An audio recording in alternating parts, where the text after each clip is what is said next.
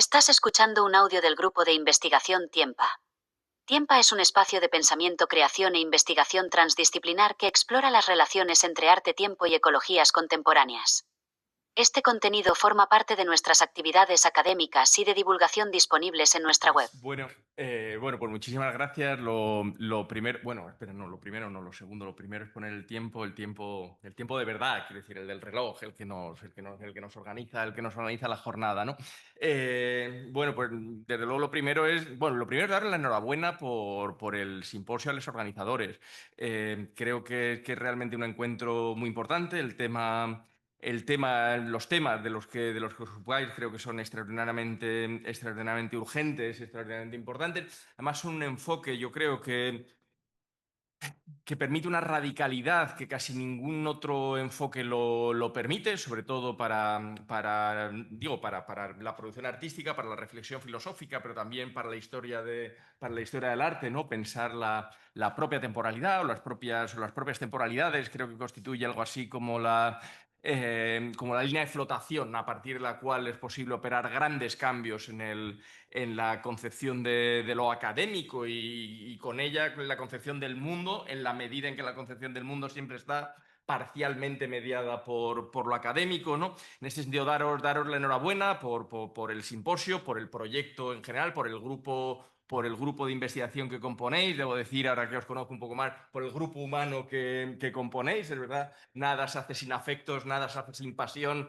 nada se hace sin comunidad. Y en este sentido creo que constituís un grupo ejemplar, debo decirlo. Y en ese sentido, pues decir que también me siento enormemente agradecido por la invitación, ¿no? Desde luego me siento muy agradecido a todo el equipo que hace posible Tiempa, muy agradecido también en particular pues a quienes ya en el principal impulso entiendo que son Dani y Marta, y muy especialmente también a ti, a Víctor, pues porque eres la persona que se pone en contacto conmigo. Ya me lo había comentado Antonio, pero vamos, te pones en contacto conmigo tú y bueno, pues presentar la mesa, y, en fin, o sea que realmente estoy muy agradecido y muy fascinado por vuestro trabajo. Quiero decir, gracias a Antonio Rivera, conocí vuestro trabajo hace apenas unos meses y realmente para mí ha sido como una revelación, un descubrimiento, ¿no? Decir, caramba, qué cosas más interesantes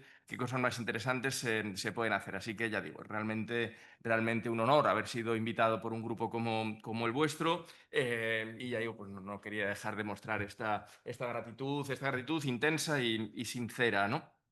Eh, mi conferencia creo que va a estar bastante conectada con el planteamiento que ha hecho Antonio antes. Bueno, por lo menos conectada en mi cabeza. Ahora me diréis cómo está de conectada o no. En todo caso, si está muy conectada, tampoco es armonía preestablecida. Digamos, creo que una comunidad académica, por una vía o por otra, comparte intereses, inquietudes, y cuando se van juntando, pues eso poco a poco va generando una especie de vida orgánica interna del pensamiento, una vida orgánica interna de la reflexión, donde las cosas se van entrelazando.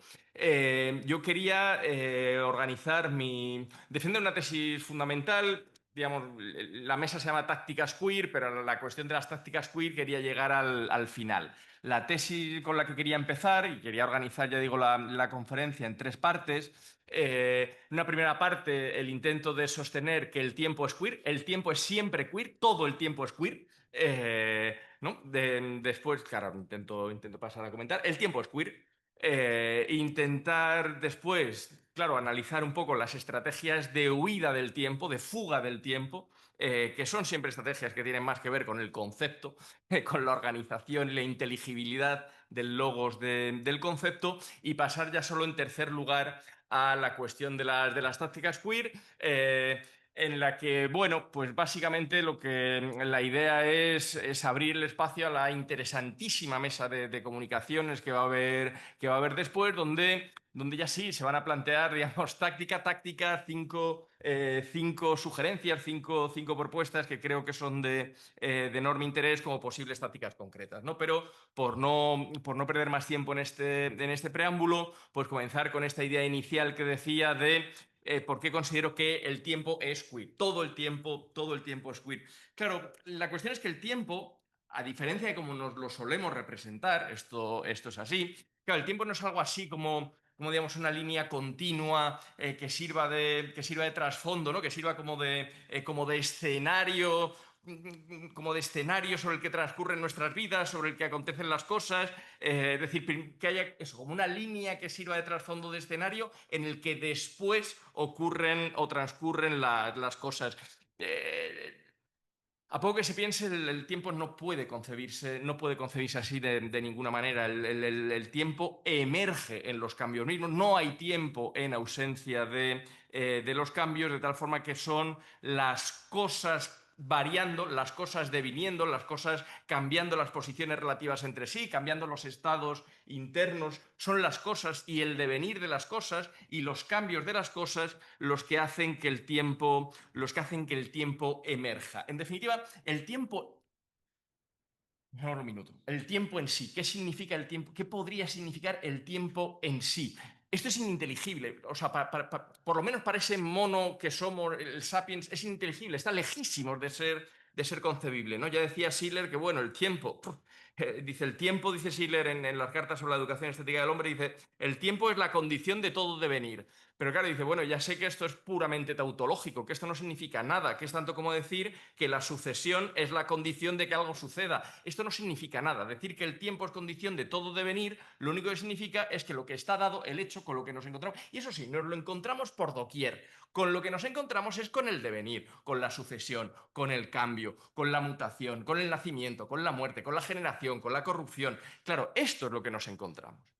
Y a partir de ahí, el tiempo emerge para nuestra propia representación. Es decir, solo podemos concebir el tiempo no como algo en sí mismo, sino como algo, por decirlo así, que emerge en todo este flujo de cambios que caracteriza a lo que nos viene dado. Es verdad que nos lo imaginamos de otro modo, y esto es lo que introduce una serie de malentendidos, es decir, nos imaginamos al menos como mínimo desde Newton, ¿no? Desde su concepción del tiempo absoluto, nos imaginamos el tiempo algo así como algo que tendría sentido en él, incluso incluso en el vacío total.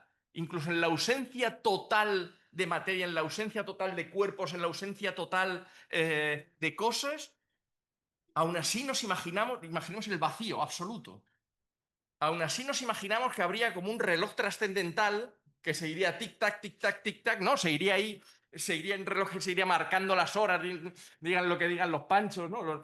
Seguiría marcando las horas, vamos, o sea, que decir, pero claro, ese reloj trascendental que seguiría ahí, nos lo representamos, ¿no? Pensad en el vacío absoluto, sin cambio, sin nada. No representamos un reloj trascendental que hace tic-tac, tic-tac, tic-tac de todas formas, ¿no? Nos lo imaginamos un poco, claro, pero es obviamente una ilusión. No hay reloj trascendental que de todas formas, en ausencia de cosas, hace tic-tac, tic-tac, tic-tac. Quiere decir, lo que tenemos, es un espejismo evidente, lo que tenemos es devenir, lo que tenemos son cosas que cambian, lo que tenemos son cambios de posición relativos entre unas cosas y otras cosas. Y a partir de ahí llamamos tiempo, concebimos el tiempo, representamos el tiempo, surge algo concebible, inteligible para el sapiens, manejable para el sapiens como tiempo, surge simplemente, bueno, pues cuando nos decimos a prestar atención al cambio de posición relativo del Sol respecto a la Tierra, o al cambio de posición relativo del Sol respecto a un palo que va marcando una sombra, o el cambio de posición relativo de un montón de arena respecto a otro montón de arena, que no sé, o un botecito de agua respecto a otro botecito de agua, o no sé qué, o el cambio de posición relativo de una manecilla respecto a una esfera que hace tic-toc, tic-toc, tic-toc. ¿Se entiende? O sea, pero es que no, es que para el sapiens es ininteligible que pueda ser el tiempo al margen de algo que cambia su posición relativa respecto a otra cosa, ¿no? Y es verdad que podemos medir, podemos comparar, podemos organizar el tiempo de unas cosas por referencia a los ritmos de cambio de otras. Podemos organizar nuestra jornada laboral, por ejemplo, por referencia a los ritmos de cambio de la manecilla sobre la esfera. Podemos organizar el tiempo de la cosecha y la siembra por referencia a los cambios de posición relativa del Sol respecto a la Tierra. Podemos organizar, pero tienen que ser, podemos medir, pensar, organizar los ritmos de una cosa por referencia a los ritmos de cambio de otra, siempre que sean conmensurables, ¿no? O sea, imaginaos que intentamos organizar la jornada laboral por referencia a los ritmos del cambio de las placas tectónicas, ¿no? Por el ritmo al que se desplazan los continentes unos respecto a otros. Pues bueno, mira, ese ritmo no se ajuste, ese ritmo va a ir más o menos, va a ir más o menos regu, ¿no? ¿En qué consiste la modernidad? En cierto modo, la modernidad podríamos decir que, entre otras muchas cosas, consiste en haber elegido el ritmo de cambio, haber elegido el cambio más soso y más aburrido, más mecánico y más artificioso, que decir, como patrón, como modelo, es decir, el ritmo de cambio regular y mecánico de unas manecillas haciendo tic-tac, tic-tac, tic-tac sobre una esfera. Es decir, hemos elegido como la cosa más artificiosa, sosa, mecánica y aburrida, y a partir de ahí hemos decidido organizar toda la experiencialidad. Hemos decidido tomar el ritmo de cambio de una cosa que obviamente no corresponde a ninguna experiencia vital. O sea, es decir, el ritmo de cambio, tic-tac, tic-tac, tic-tac, no corresponde a ninguna experiencia vital humana, no corresponde a ninguna realidad existencial, no corresponde, es algo enteramente artificioso, pero que sin embargo impone un orden real. Impone un orden real, es decir, es el orden que prescribe, es el orden que organiza, es el orden que compone nuestras vidas. Esto se entiende en principio, ¿no? Digo, alguien que me dé feedback que no sea mi director de departamento, porque claro, o sea, el director de departamento no cuenta. Bueno, en todo caso, claro, o sea, tampoco es difícil entender que, pues obviamente el mundo se resiste el mundo no acepta esta disciplina de ser medido, no lo acepta con facilidad, por lo menos, ¿no? Esta disciplina de ser medido, organizado, con un cambio tan artificioso, tan ajeno, tan mecánico y tan aburrido, por otra cosa. Y no lo acepta en el sentido de, mira, las cosas adoptan sus propios ritmos, las cosas mantienen sus propios ritmos, se ponga la manecilla como se ponga. Es decir, o sea, decir que hay veces que ocurren muchas cosas en muy poco tiempo, veces que ocurren muchas cosas, muy pocas cosas en muy poco tiempo, o muchas cosas, el tiempo se acelera o se desacelera. O sea, vamos a ver. O sea, la década de 1900 a 1910 fue más lenta que la década de 1910 a 1920. ¿Por qué? Porque ocurrieron muchas más cosas. Es decir, y como se atiborró de cosas que ocurrían. No, recuerdo un poco. Es decir, como ocurrieron muchísimas cosas, el tiempo fue acelerado. Y fue acelerado, aunque en las dos décadas las manecillas del reloj se movieran más o menos igual, el resto de las cosas no se movió más o menos igual, se movían a ritmos. Una década fue un ritmo trepidante, la otra década fue a un ritmo más lento, ocurrieron menos cosas, el ritmo de la época, la velocidad de la época no fue la misma. ¿En qué sentido fue la misma? Hombre, en que se movió igual la manecilla del reloj, pues vaya. Pues vaya, ¿entiende? No corresponde a ninguna experiencia vital. En ese sentido, claro, sí que me parece fundamental, digo, para empezar, pues entender que esto, primero, que el tiempo emerge de los cambios de las cosas, el tiempo emerge de los movimientos de los cuerpos, y que por lo tanto cada cosa tiene su ritmo, cada cosa tiene su tiempo. Y no es lo mismo el tiempo del sexo que el tiempo del trabajo, que el tiempo del baile, que el tiempo, o sea, que decir que la temporalidad con la que rezas o la temporalidad con la que enfrentas los cuerpos en el sexo, o con la temporalidad con la que escribes informes para el trabajo, o la temporalidad con la que intercambias en el mercado, o la temporalidad del estudio, o la temporalidad de la religión, o la temporalidad, pues claro que son temporalidades distintas, pero son temporalidades distintas sencillamente porque son ritmos de cambio distintos impuestos por las cosas, porque en realidad no llevamos tiempo nada más que a eso, quiero decir, a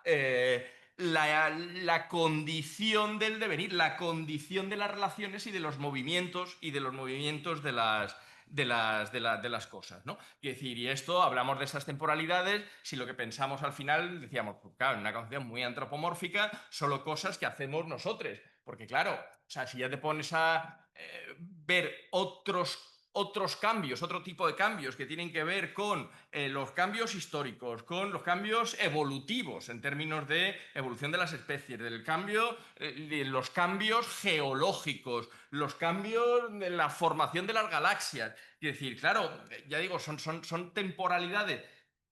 Entendido por temporalidad, eso, sencillamente la condición del devenir de las cosas a su ritmo. Por eso insisto mucho en que no tiene sentido el tiempo más que como decía Schiller, condición del devenir, que no hay una posibilidad de concebir el tiempo en sí más que por referencia, ya digo, a los cambios de las cosas. Y las cosas cambian según ritmos, los ritmos, digamos, que les son propias. En este sentido es el que decía, claro, el tiempo es queer, el tiempo es todo queer, tiempo es siempre queer. En este sentido, el sentido de si es que lo único que tenemos, lo único que hay en la naturaleza, lo único que hay en el mundo, lo único que hay en la vida es cambio, es devenir, es sucesión, es generación, es corrupción, es nacimiento, es muerte, nada permanece. De hecho, todo es extraordinariamente efímero dependiendo de la escala de cambios con la que lo compare. Es decir, nosotros estamos muy orgullosos de decir, tenemos 80 años, bueno, ahí más o menos podemos calcular. Bueno, claro, si lo comparas con el ritmo al que se forman las galaxias, pues... O sea, que decir, pues claro, es una cosa ridícula, ¿no? O sea, que decir, es efímero, pero vamos, claro, eso son efímeros las galaxias, es efímero el capitalismo, es efímero el sapiens, es efímero la vida orgánica. O sea, ¿no? O sea, Donald Trump ya no te digo, ¿no? O sea, que decir, si lo compara con el tiempo. O sea, que decir, claro. Entonces, claro, todo es efímero, nada permanece, todo. Lo único que está dado, por decirlo así, lo único que está dado es devenir. Lo único que está dado en el tiempo es devenir. Y los humanos requerimos, o exigimos, o estamos siempre muy tentados a introducir estabilidad en el mundo, estabilidad, orden. Porque eso es la condición, en cierto modo es condición de la inteligibilidad de las cosas. No podemos entender las cosas, no podemos pensar las cosas sin introducir un cierto orden, pero que es un orden del concepto, es un orden de la inteligibilidad, ¿no? Esta en definitiva Esta en definitiva es la operación platónica, ¿no? O sea, cuando recordada en el libro décimo de la República, ¿no? Cuando decide expulsar a los poetas y decir que, bueno, que eso que hacen representaciones de las camas, o sea, que la representación de una cama no es una cama, ¿no? Que digo, hasta ahí podría estar de acuerdo con Magritte sin mayor problema, la representación de una cama no es una cama, ok. Pero claro, el problema en Platón ya no es solo que la representación de una cama no es una cama, el problema en Platón es que entiende perfectamente que tampoco las camas que hacen los carpinteros son del todo camas. O sea, las camas que hacen los carpinteros son camas un poco, son camas un rato. Camas que hacen los carpinteros son camas un rato. Pues porque antes de ser cama, pues fue encina, pues porque antes de ser encina fue una bellota, pero antes de ser bellota, pues, o sea, que decir, además había dos bellotas, una de las bellotas pues se convirtió en encina y después en pero otra de las bellotas se la comió un cerdo y entonces se convirtió en jamón y entonces no sé qué tal. Es que el mundo es un jaleo, es que el mundo no se está quieto. Este es el problema en Platón. Las cosas son lo que son solo un rato. Son muy poco. Porque después claro, la cama que hacen los carpinteros es cama. Hasta que se estropea, que tampoco. O sea, entonces se convierte en leña, que se convierte en humo, que se convierte tal, que se convierte. Pues la hemos liado. Claro. Entonces, claro, este es el asunto. Dices, bueno, es que las cosas son lo que son solo un rato. ¿Cuál es la salida que encuentra Platón? La salida a la muerte, porque decíamos, claro, decía Antonio, claro, si es que esto es una gestión en cierto modo de la finitud, se nos impone porque por nuestra dificultad de reconciliarnos con la finitud y con la muerte, ¿no? Porque dices, hombre, claro, Platón dice, en todo este batiburrillo vamos a intentar encontrar algo que no cambie, algo que se deje conocer, algo que tenga estabilidad suficiente como para poderse conocer. ¿Y qué es lo que tiene estabilidad suficiente para poderse conocer? Las bellotas, que lo mismo son las de un cerdo que se convierten en cine y después en cama y después en leña y después en fuego y después en... pues no. Pues el Eidos Bellota. El Eidos Bellota. El Eidos Bellota, mira, no cambia. ¿Por qué? Pues porque el Eidos Bellota es el mismo, permanece idéntico, tanto si es para decir que una bellota sí es una bellota, como para decir que una encina no es una bellota y una cama no es una bellota y un cerdo no es una bellota y una bellota sí es una... Pero a la idea bellota, al concepto bellota, ¿no? A Leidos bellota no le ocurre absolutamente nada. Y solo así, dice, pues claro, se pueden conocer las cosas. ¿Cómo se pueden conocer las cosas? Dice entonces Platón, sacándolas del tiempo. Sacándolas del tiempo porque en el tiempo las cosas son solo un rato, rápidamente dejan de ser y una persona hermosísima tal, pues de repente te da la vuelta y se la están comiendo los gusanos, está descompuesta, tal. O sea, que decir, claro, en el tiempo las cosas son un ratico, nada más, y entonces, claro, eso es un jaleo. hace falta sacar las cosas del tiempo. Y sacar las cosas del tiempo es la operación del concepto. Claro, pero cuando sacas las cosas del tiempo, introduces algo así como el reinado del concepto, pues te empiezan a ocurrir cosas muy raras. Como que la regla que sacaste pasa a tener una autoridad despótica sobre el orden de las cosas. Como por ejemplo, claro, comentaba Víctor, sé que Daniel también está trabajando en esta cuestión, la cuestión de la intersexualidad. Cuestión de la intersexualidad, claro, que es sencillamente, ¿sabes? No, o sea, lo que antes se llamaba hermafroditas, personas que nacen con, digamos, con una genitalidad más o menos indefinida, por otro lado, indefinidas en unos criterios que cortan la respiración, ¿eh? O sea, porque así nace la criatura y dice, esto es un pene muy pequeñito, es un clítoris muy grande, pero las preguntas son del tipo, ¿podrá orinar de pie? ¿Podrá penetrar una vagina? ¿Podrá? Entonces, pues venga, para esta casilla. Pero para esta casilla es para este concepto. Es decir, claro, tú organizas la diferencia binaria, hombre, mujer, no sé qué, tal. Y cuando toman la decisión, es decir, si es verdaderamente hombre o es verdaderamente mujer, pues entonces lo metes ahí, entonces ya pues corta, no sé qué, amputa, bla, bla, hormona. O sea, ya haces un desaguisado. Es decir, haces una operación de transformación de los cuerpos para que se ajusten aquí, para que se ajusten a tu concepto. Porque lo que es en el tiempo, no, o sea, lo que es en el tiempo todo es cambio. Quiero decir, si es que esto, como mínimo desde Darwin, no hay lugar a dudas. O sea, en el mundo solo hay mutación. La vida solo es mutación. Y después, bueno, pues monstruos más o menos. La vida, claro, solo hay monstruos más o menos exitosos durante un rato, hasta que como resultado de más y más y más y más mutaciones salgan monstruos un poco más exitosos y un poco más. Pero todo durante un rato. El mundo es mutación, la naturaleza es mutación. Claro, todo este concepto de contranatura que estáis trabajando tanto, este concepto de contranatura, en el sentido de, se considera, claro, que las personas intersexuales pues son un error de la naturaleza. Pero no son un error de la naturaleza, son un error no son contranatura, son contraconcepto.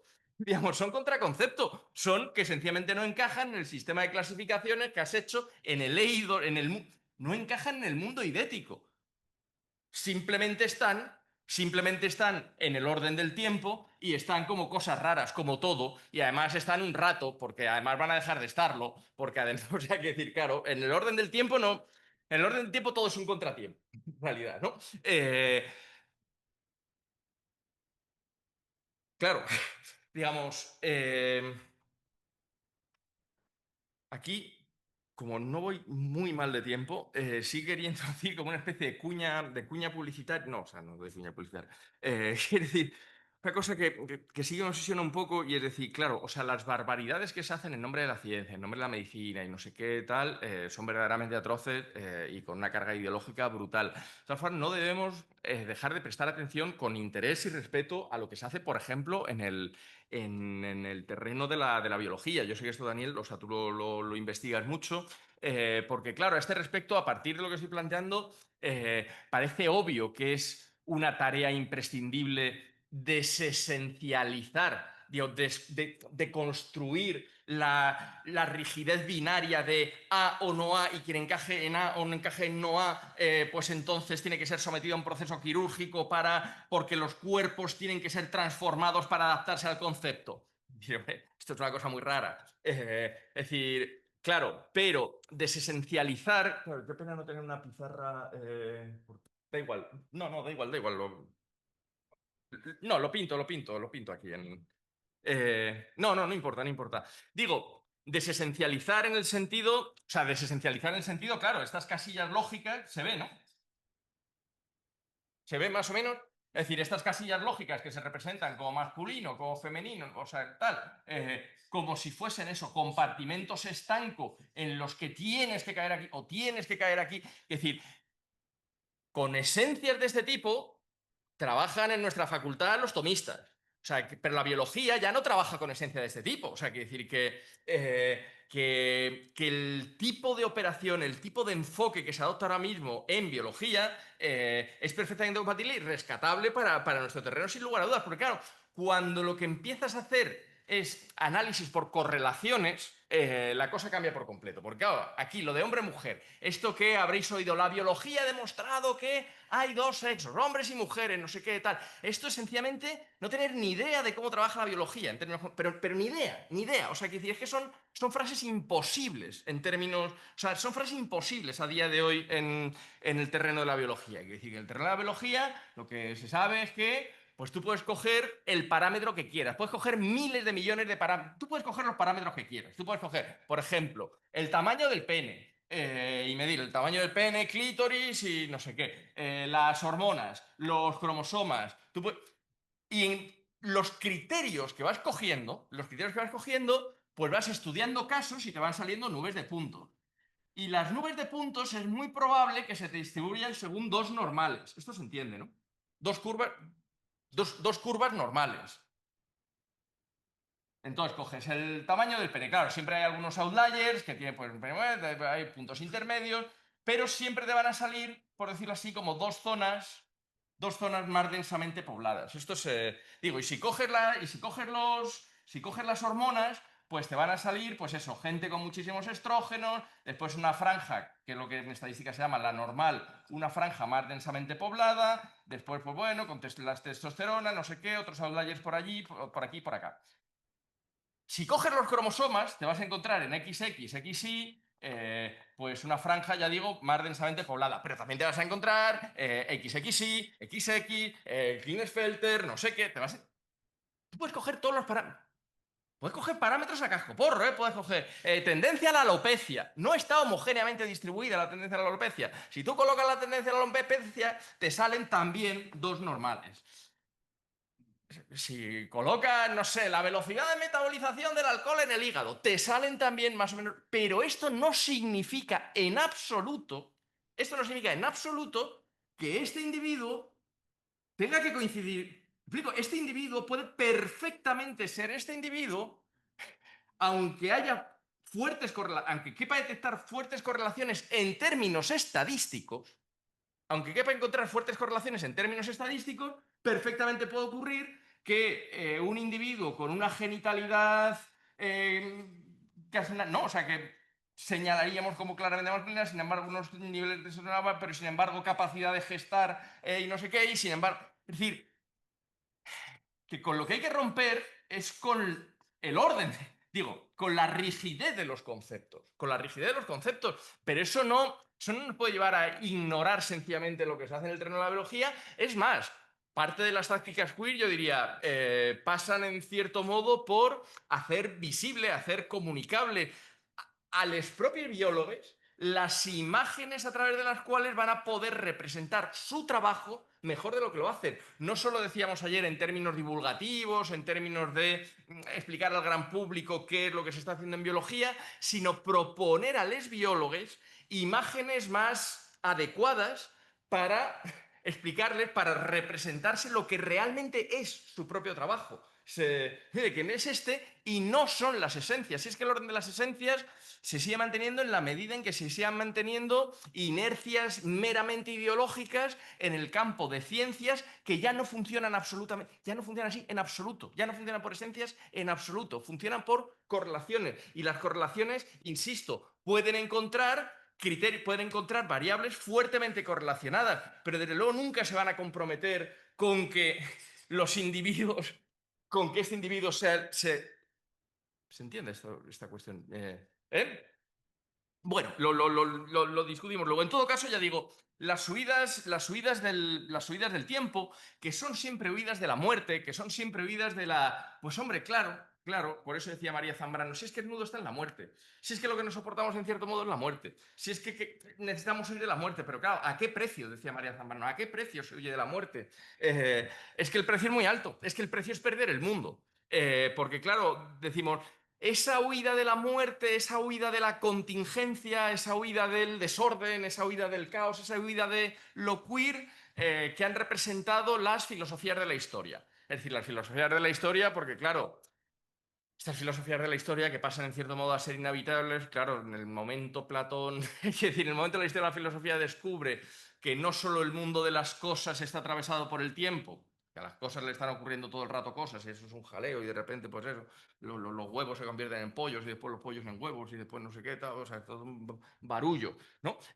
Sino que además ocurre que también las ideas están atravesadas por el tiempo. Este es el punto de inflexión en la historia de la filosofía, el descubrimiento de que el tiempo también afecta a las ideas, de que las ideas también están sometidas al tiempo, de que las ideas también nacen, mueren, perecen, nada, pues la idea de libertad va variando, la idea de sexo va variando, la idea de feminidad y la idea de masculinidad y la idea de no sé qué, y va, y ya siempre enfermedad, delito, pecado, enfermedad, delito, pecado, se mueven más que los huevos y los pollos, o sea, que decía, no, o sea, claro, o sea, es verdad, ¿no? Entonces, cuando de repente se descubre que el tiempo también atraviesa el mundo de las ideas como si fuesen cosas que tampoco a las ideas paran nunca de ocurrirles cosas, pues claro, la única estrategia de lo lógico, la única estrategia es decir, bueno, pues de todas formas tiene que haber orden, ley, concepto, tiene que haber lógica en el transcurso del tiempo. Ese tiempo heterosexual del progreso, de la linealidad. Es decir, sí, sí, sí, habrá mucho cambio, pero el cambio tiene sentido, tiene dirección, tiene lo que tiene que tener. ¿No? Tiene lo que tiene que... No, ojo, tiene lo que tiene que tener. Ah, esto no es una tontería, es que lo de las imágenes es que telita. Tiene lo que tiene que tener, tiene lo que tiene que tener para los varones. Porque el tiempo de las mujeres, que esta es otra forma de huir del tiempo, es el tiempo de lo cíclico, el tiempo de lo particular, el tiempo de lo regular, el tiempo de la reproducción, el tiempo de la vida, el tiempo de la cosecha, de la siembra, de la... Claro, el tiempo de los ciclos, de la luna, del no sé qué, claro.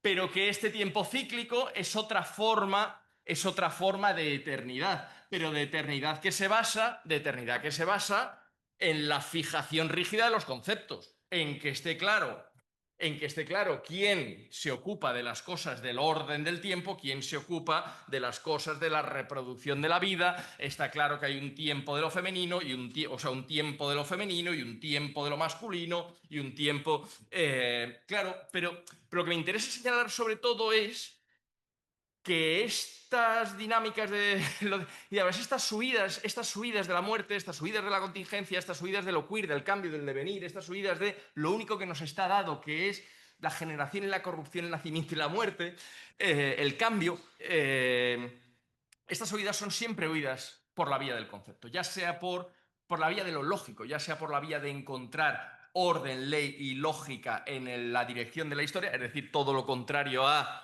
asumir el carácter intrincado de lo histórico que decía Antonio, para lo cual es condición de posibilidad, claro, entender que hay oposiciones reales y que no cualquier oposición es una contradicción lógica. Pero bueno, esto ya lo...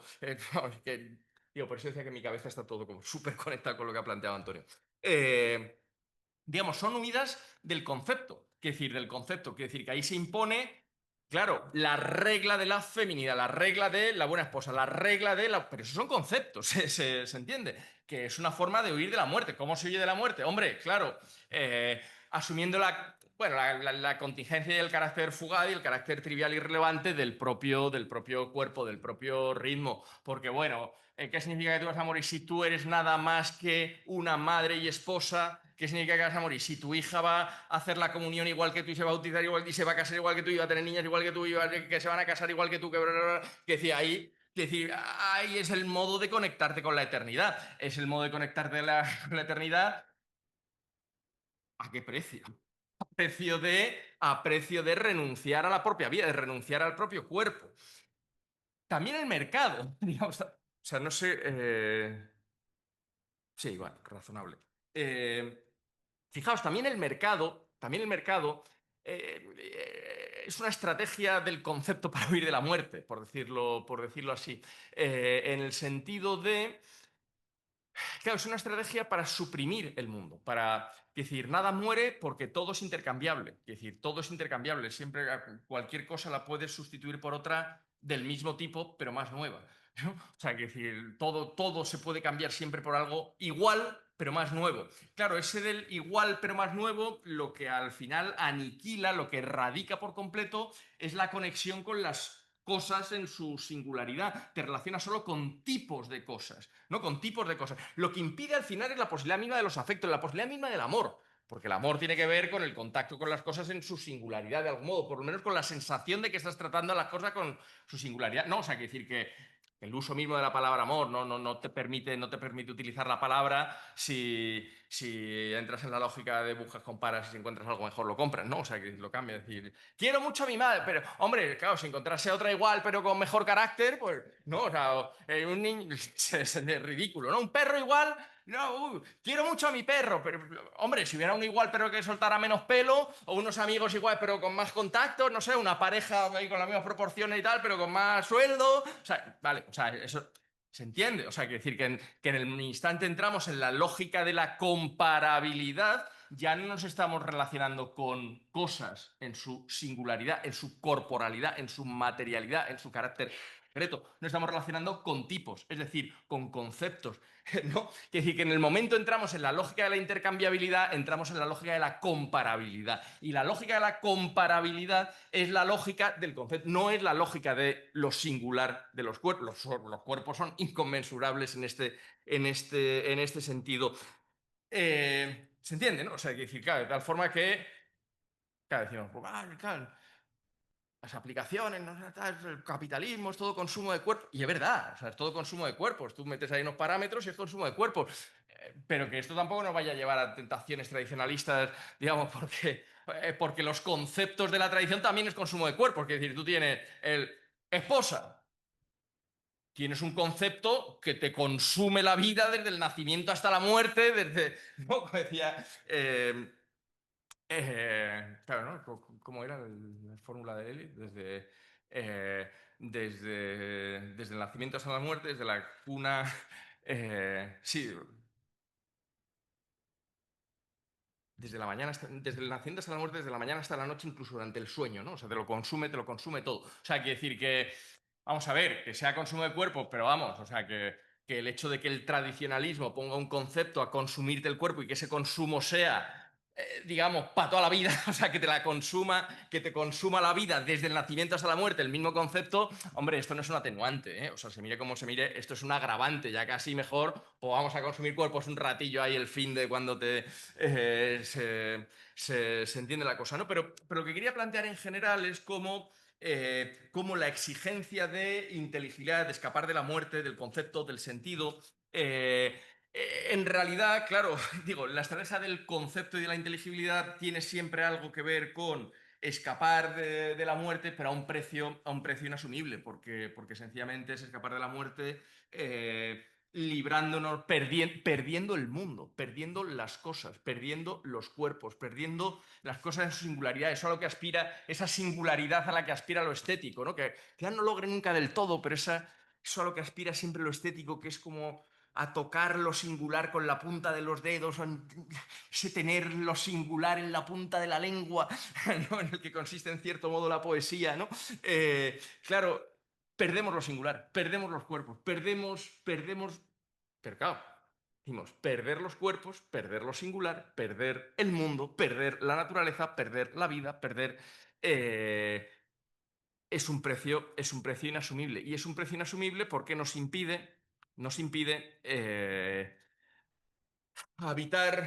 habitar la temporalidad de cambios, y es aquí donde quería llegar, nos impide habitar la temporalidad de cambios que no sean los del tic-tac, tic-tac, tic-tac, tic-tac, porque si perdemos los cuerpos, lo que nos queda es el cuerpo que cambia, lo que se entiende. De tal forma que como táctica queer, por proponer una definición en la que confío en que reconoceréis todos los que vais a intervenir a continuación en la mesa de comunicaciones, pues yo plantearía que la principal táctica queer pasa por intentar atender al ritmo propio de cada cosa. El intento de atender al ritmo propio de cada cosa. Es decir, el ejercicio de escuchar, por decirlo así, el ejercicio de escuchar la temporalidad específica de cada cosa, de cada cuerpo. Escuchar esa temporalidad, que es una cosa extraordinariamente complicada. Digo, o sea, quiere decir que el enunciado resulta casi trivial, pero que sin embargo el ejercicio es extraordinariamente complicado. Prestar oído a lo singular, que es precisamente lo que hemos perdido, ya sea en la estrategia tradicionalista, de filosofía de la historia, de mercado, platónica, es lo que hemos perdido. Lo que hemos perdido siempre, en cierto modo, es lo singular. Y recuperarlo pasa por tácticas, por estrategias muy distintas, que es difícil, pero podemos encontrarlas en cosas muy pequeñas. Podemos encontrarlas como va a comentar Joana, en gestos, en pequeños gestos, ¿no? Con tal de atender a la singularidad de ese gesto, me gusta mucho cómo lo plantea, por ejemplo, Marie Bardet. Es decir, es una pensadora sobre muchas más cosas, entre otras pensadora sobre la danza, y hay muchísima importancia al caminar, ¿no? A la importancia del caminar como táctica a este respecto, ¿no? Cuando dices que caminar en danza es una escucha al mismo tiempo que un gesto. Y dice, es una escucha del suelo, de la tierra. Caminar para escuchar los relieves. Es que cuando caminas ya no te valen los tipos. Basta estar en el mundo, basta prestar atención al propio caminar para tener que conectar, para tener que escuchar los relieves, los conflictos, que no tienen por qué ser contradicciones, son oposiciones reales, ¿no? Los relieves, los conflictos y las direcciones que se actualizan. Y dice, claro, y esto hace, por lo tanto, que cada paso, fijaos, esto hace que el mínimo contacto con los cuerpos, el mínimo contacto con el mundo, si se le presta suficiente atención, dice, esto hace que una temporalidad singular, ya no una línea única con la flecha del tiempo, dice, sino un tiempo cualitativo que mezcla sensación y acción. Claro, digamos, basta un mínimo gesto, basta recuperar, volver a prestar una atención, reconquistar la atención perdida respecto a la domesticidad, por ejemplo, que creo que va a ser un tema que se va a plantear mucho, ¿no? Intentar recuperar, redescubrir la belleza que es difícil de percibir dentro de los conceptos que regulan el hogar, ¿no? Es decir, ver todos esos trabajos de lo textil, por ejemplo, eso, el trabajo de lo textil, que al final, ¿cómo voy de tiempo? Porque querría, sí, bien. Este trabajo de lo textil, digamos que al final son las cosas que hacen nuestra vida cotidiana más bella, la hacen en cierto modo especial, que es verdad que ha quedado excluido del arte porque no encajaba bien en la épica del héroe, del genio, del progreso, del no sé qué. Sencillamente hacía nuestra vida más cómoda, la había hecho nuestra abuela y era un cojín irrepetible, pero no irrepetible en el sentido de un hito, en una narrativa genial y de progreso y no sé qué, sino que hacía nuestra vida más bella. Prestar atención a esos ritmos de lo textil y a los poderes que ahí habitan, ¿no? Ana nos va a comentar, o sea, es que me parece muy interesante el análisis que va a hacer del caso Penélope. Estamos hablando de mitos y claro, el caso Penélope, vais a ver en la ponencia de Ana, es un caso muy particular, porque claro, también en la medida en que implica un cierto control sobre el cambio de las cosas,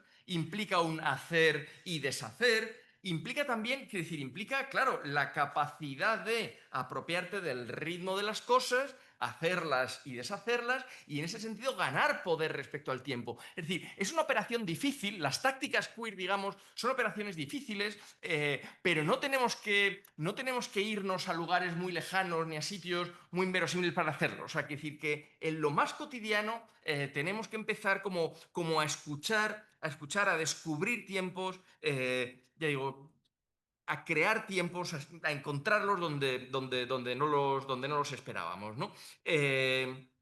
Claro, igual que la expresión artística, la atención artística a lo doméstico, pues permite que emerjan vidas negadas que en cierto modo siempre han existido, pero no han sido escuchables, no han sido vivibles, no han sido representadas, han quedado excluidas, han quedado fuera del foco. Esas vidas negadas por el género, digamos, esas vidas que se expresan a través de algo tan cotidiano como las indumentarias de lo cotidiano, las indumentarias del hogar o las indumentarias de la guerra o las indumentarias, es decir, cómo los propios materiales que se reciclan, que hacen y deshacen, generan indumentarias capaces de jugar con los géneros, porque si hay algo que lleva marcado el género de una forma, con una intensidad inusual, si hay algo que lleva marcado el género, por ejemplo, esas florecitas no son muy de tu género.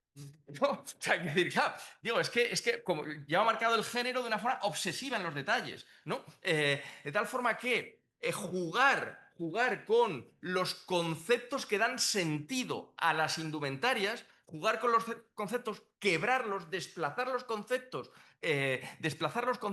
que preñan de sentido, que cargan de sentido las indumentarias, por ejemplo, que cargan de sentido, permite precisamente abrir grietas en las que emergen las vidas individuales, en las que emergen cuerpos para los que la clasificación lógica es una construcción en cierto modo externa, artificial, es una construcción extraña, pero para que emerja esa individualidad hace falta operar la quiebra, operar la ruptura, el desplazamiento. Solo cuando se abren grietas emergen, por decirlo así, singulares, o pueden emerger singulares, pueden emerger vidas concretas, pero solo si emergen vidas. No sé si se está entendiendo un poco como la tesis general que intento trasladar. Solo cuando emergen cuerpos concretos, que es una cosa, ya digo, que nos ha sido negada por muchas estrategias del concepto, solo cuando emergen vidas concretas, cuerpos concretos, y emergen ahí en las brechas que se abren, en las dislocaciones entre conceptos,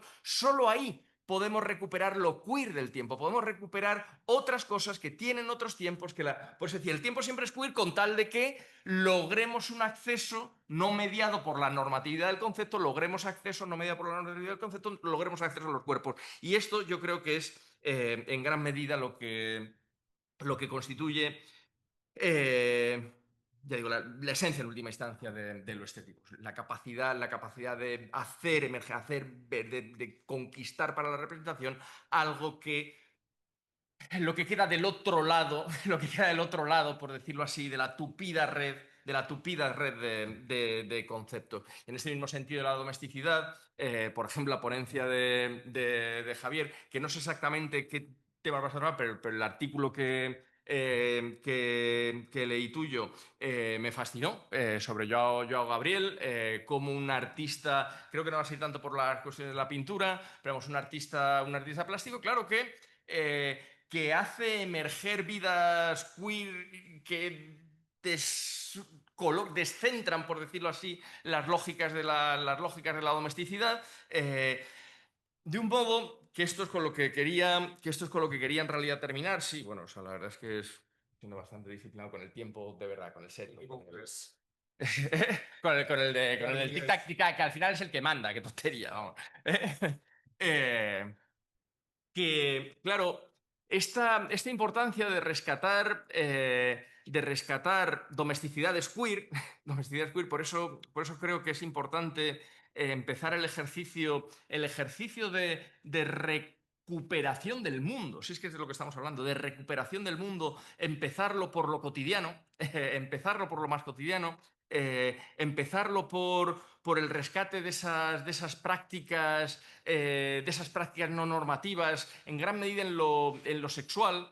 Digo que es el caso del pintor sobre el que, ¿no? O sea, girado tu artículo, yo, Gabriel, desde luego la dimensión de lo sexual, es decisiva, ¿no?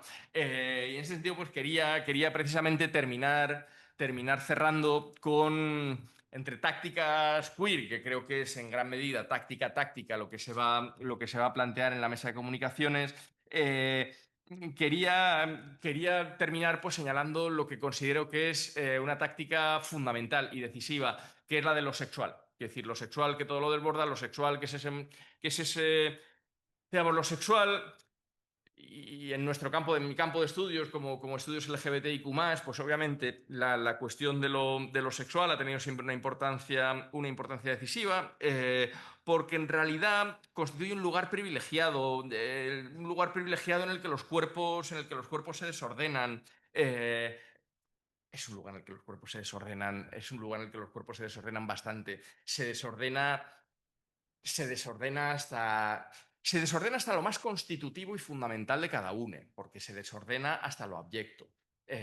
Digo, esto que dice Julia Kristeva, ¿no? Decir, no, mira, ojo, no vayamos a pensar que primero estoy yo y después está lo abyecto. O sea, que decir, yo primero estoy constituido como yo y después, no. O sea, que decir, lo abyecto es primero y es constitutivo. Es decir, porque yo me configuro, construyo como sujeto, yo soy lo que no es abyecto, ¿no? Entonces, digamos, el fundamento primero de construcción del propio yo, es decir, lo abyecto es anterior. Yo soy lo que no es abyecto, ya está, ese soy yo. Digo, no yo, entonces. ¿No?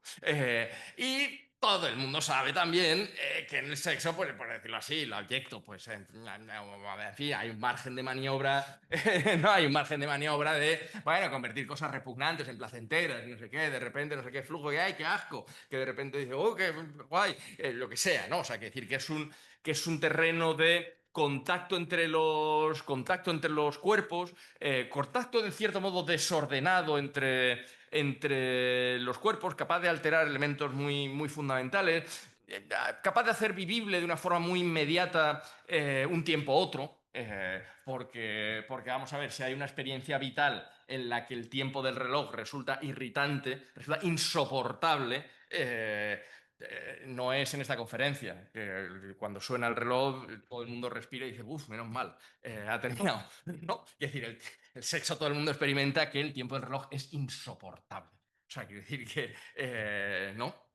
Es decir, no puede haber nada como más ajeno a esta cuestión. En ese sentido, sí que me gustaría pues, terminar haciendo un llamamiento desde y a nuestro campo de estudios, como estudios LGBTIQ+, en la dirección de recuperar la centralidad del sexo. En los últimos años se ha producido un cierto desplazamiento desde el sexo hacia el género, que es una cosa que ya Teresa Lauretis dice, no es un buen negocio, no es un buen negocio, porque el género al final tiene que ver con el concepto, con aquello que todo lo abarca, que todo lo contiene, que todo lo recoge, y el sexo, al menos en nuestro campo de estudios, ha sido siempre, al menos de los 3 ensayos sobre la sexualidad de Freud, el sexo es eso que todo lo desborda, que todo lo descoloca, que todo lo pone patas arriba, que todo no sé qué, de tal forma que este desplazamiento que se ha ido produciendo en el campo de los estudios LGBTIQ+, de dar centralidad al sexo a dar centralidad al género, dice Teresa Lauretis,